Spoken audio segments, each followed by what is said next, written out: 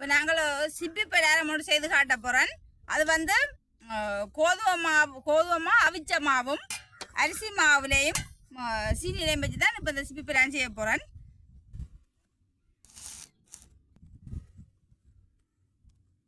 இப்போ நாங்கள் இதை சேர்த்து குழைப்போம்.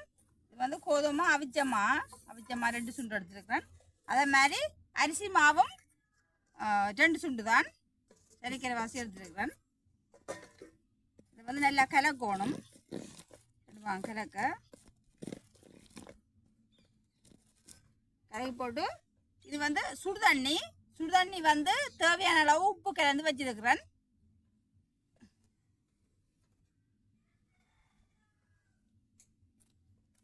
சுடுதண்ணி கொஞ்சம் நல்லா கொதிக்க விட்டுட்டு இறக்கி வச்சுட்டு கொஞ்சம் மாறினா பிறகு விட்டு குழையுங்க.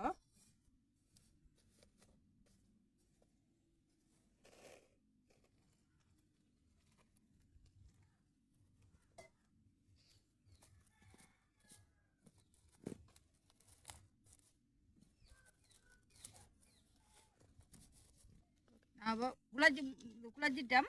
இப்போ நாங்கள் அதை புளிய போகிறோம். உரலில் வச்சு உரலில் வச்சு புளிய போகிறோம். புளிஞ்சு எல்லாம் எடுத்துக்கொண்டு பிறகு சூடுறது. இந்த புளியைக்க தட்டுக்கு எண்ணெய் பின்னாடி தான் புளியோடும் வேண்டாம், எடுபடாது. அதனால் தட்டுக்கு எண்ணெய் போட்டு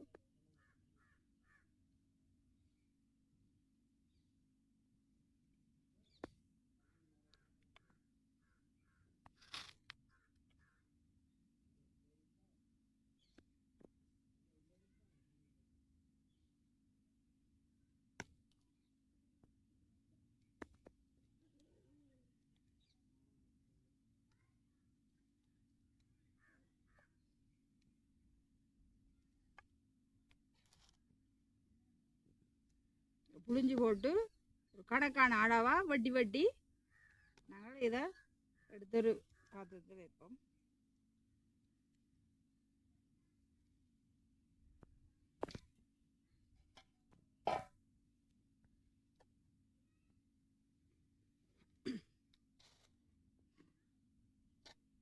நாங்கள் இந்த சைஸ் எங்களுக்கு ஓகே, நாங்கள் இந்த சைஸில் வெட்டுவோம்.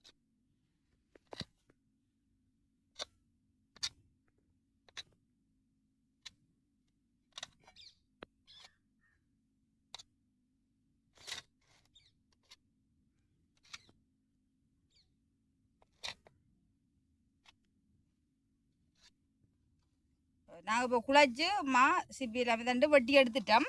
இதை நாங்கள் இனி அடுப்பை மூட்டி சுட்டு எடுப்போம். இப்போ அடுப்பை மூட்டிட்டோம். அடுப்பு இப்போ மூடியாச்சு. நாங்கள் இப்போ தாச்சி வைப்போம்.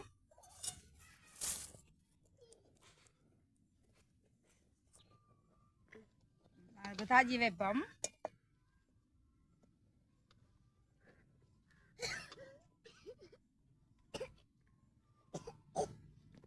ஆயிட்டு எண்ணெயை விடுவோம்.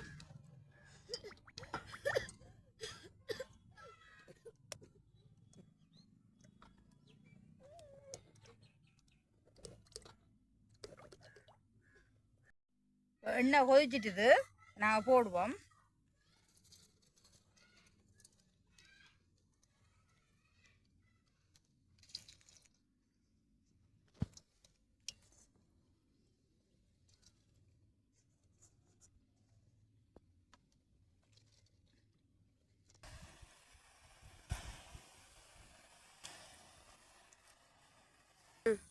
சரி, இப்போ பொரிஞ்சிட்டு இறக்க போகிறேன். பொரிஞ்சிட்டு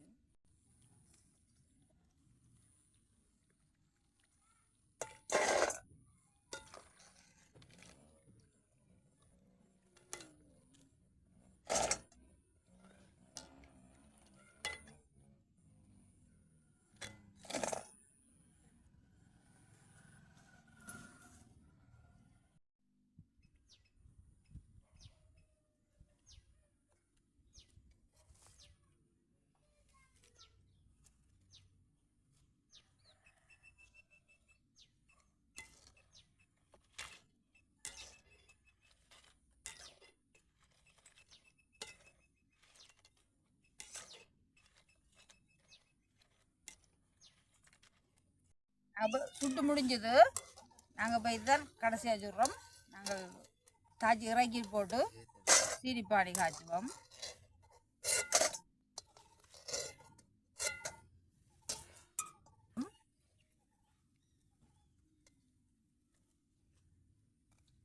அப்படி சீனிப்பானிக்கு சட்டியை வைப்போம். கொஞ்சம் தண்ணியாக விடுவோம்.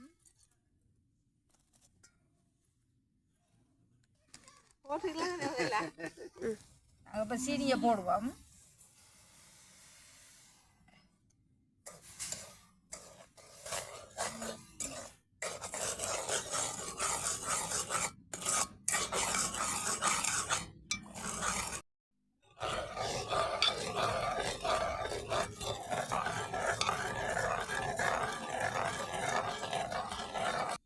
நல்லா சீனிப்பானி காய்ச்சி பட்டுடுது.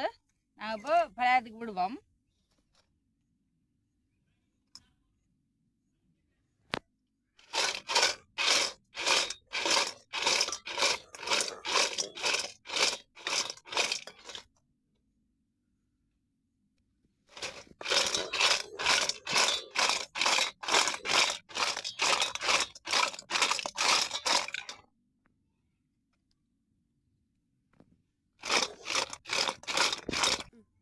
இப்போ செய்து முடிஞ்சது.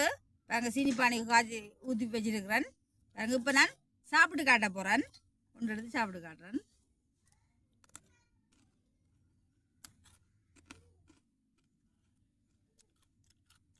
நல்ல முறுமுறண்டு நல்ல நல்ல சோக்காக இருக்குது. முறுமுறண்டு நல்ல சோக்காக இருக்குது. நீங்களும் இப்படி செய்து பார்த்து சாப்பிட்டு பார்த்துட்டு இந்த கமெண்டில் சொல்லுங்க. எனக்கு லைக் பண்ணி ஷேர் பண்ணுங்க. நான் இப்போ அடுத்த வீடியோவில் சந்திக்கிறேன். இப்போ பாய்.